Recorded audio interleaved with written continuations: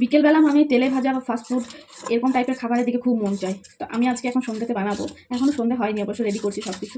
Bread চপে যে ব্রেডগুলো আমি কেটে নিলাম, ব্রেডের চপের স্টেপে, আর এদিকে যে আলুটা আমি রেডি করে রেখেছি আগে থেকে, আর এখন আমি গোলাচ্ছি বেসন।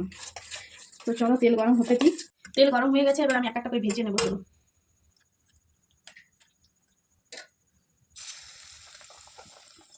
সর্ষের তেলে আমি ভাজছি আজকে ব্রেড চপগুলো।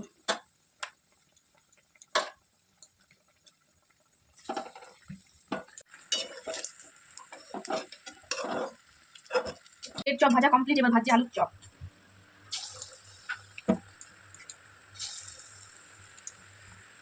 চলো, আমার ভাজা কমপ্লিট হয়ে গেল, এবার আমি ছেলে খাবে, আমি ব্রেড চপটাকে একটু রেডি করে দিই।